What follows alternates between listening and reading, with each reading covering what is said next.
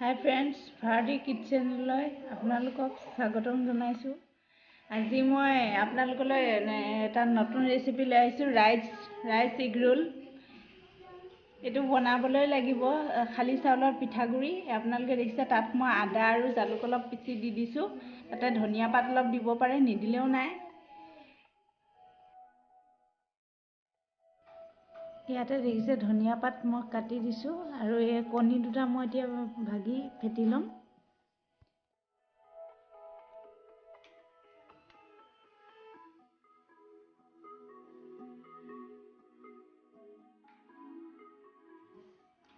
এতিয়া ইয়াতে নিমখ দি দিছোঁ। তাৰপিছত কণীকেইটাটো অকণমান নিমখ দি ভালদৰে ফেটি ল'ম। পিঠাগুড়িখিনিত পানী অলপ দি দিছোঁ, দি ফেটি এতিয়া ইয়াতে মিঠাতেল দি দিছোঁ। ৰিফাইন নিদিব, কিন্তু ইয়াত মিঠাতেল দিব, তেতিয়াহে খুব ধুনীয়াকৈ আপুনি ৰোলটো বনাবলৈ সুবিধা হ'ব আৰু পিঠাটো সোৱাদ হ'ব। পিঠাখিনি ফেটি হৈ গ'ল। এতিয়া কণীকেইটা মই চামুচখন দি ভালকৈ ফেটি লৈছোঁ।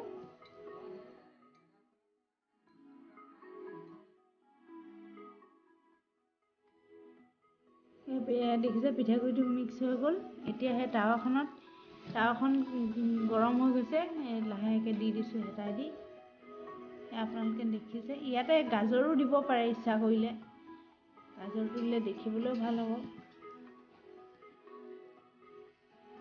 পিঠাটো হ'বলৈ সময়ত কাষটো যেতিয়া এৰাই যাব, তেতিয়া লাহেকৈ হেতা পাতেৰে লুটিয়াই দিব।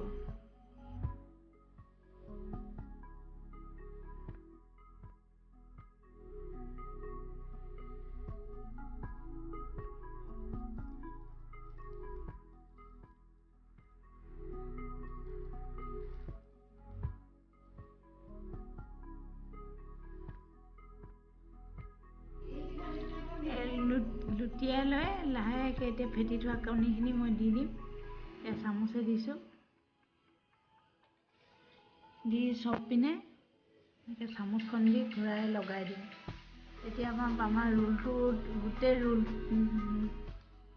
কণীটো গোটেইফালে লাগি যাব আৰু খাবলৈও ভাল হ'ব।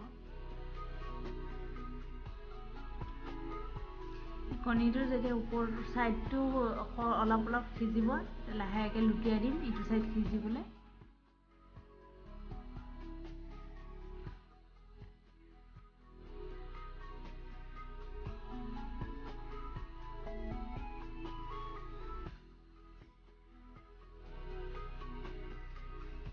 এতিয়া এইটো কণীটো ভালকৈ সিজিছে নাই লুটিয়াই চাইছোঁ, সিজি গৈছে। লাহেকৈ ৰোল বনাই দিম আমি।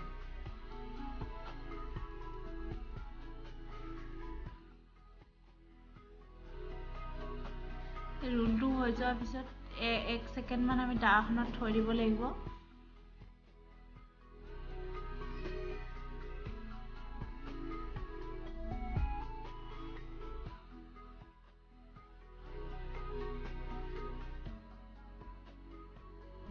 এটা হৈ গ'ল আৰু দুটামান বনাই লৈছোঁ।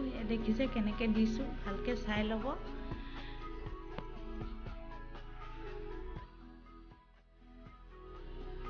এয়া দেখিছে এইটো কি কয় ৰাইচ এগ ৰোলটো বনাবলৈ কিমান সহজ। আমি 10 মিনিটতে কমচে 4-5টামান বনাব পাৰিম। আৰু এইটো সৰু ল'ৰা ছোৱালীক টিফিনত দিবলৈ বেছিকৈ সুবিধা হয়, কাৰণ ৰাতিপুৱা সময়খিনি আমাৰ বহুত কৰিবলগীয়া কাম থাকে, তাৰ উপৰি ল'ৰা ছোৱালীৰ টিফিন থাকে। মানে এনেকুৱা ধৰণৰ টিফিনবোৰ বনাই দিলে সিহঁতে খায়ো ভাল পাব, লগতে আৰু খুব সোনকালেও হ'ব। আৰু এই বিশেষকৈ যিটো ময়দাৰ পৰা বনায় এগ ৰোল, সেইটো কিন্তু ঠাণ্ডা হ'লে খাবলৈ বেয়া। যিটো মই ৰাইচৰ পৰা বনাইছোঁ, এইটো এগ ৰোল খাবলৈ বহুত টেষ্টি হয়। আৰু যিমানে ঠাণ্ডা নহওক কিয় 3 দিনলৈ এইটো বেয়া নহয় আৰু খাবলৈ বহুত টেষ্টিয়ে হৈ থাকে। আৰু এনেকুৱা ধৰণৰ যদি ৰোল ল'ৰা ছোৱালীৰ টিফিনত আপুনি 3টামান দি দিয়ে, কোনো টেনশ্যন নাই, সিহঁতৰ খুব ধুনীয়াকৈ পেটটো ভৰিব আৰু খায়ো ভাল পাব। লগতে গৃহিণীসকলে আৰু তেওঁলোকে এইটো ট্ৰাই কৰি চাব পাৰে, ল'ৰা ছোৱালী টিফিনতো দিব পাৰে। এতিয়া যিহেতু বিহু বতৰ, সকলোৰে ঘৰতে নিশ্চয় পিঠাগুড়ি আছেই, গতিকে বনাই চাব পাৰে আৰু বনাই পেলাই এবাৰ খাই চাওক। কেনেকুৱা পালে জনাব মোক। মোৰ চেনেলটো ছাবস্ক্ৰাইব কৰা নাই যদি ছাবস্ক্ৰাইব কৰিব, লগতে কমেণ্ট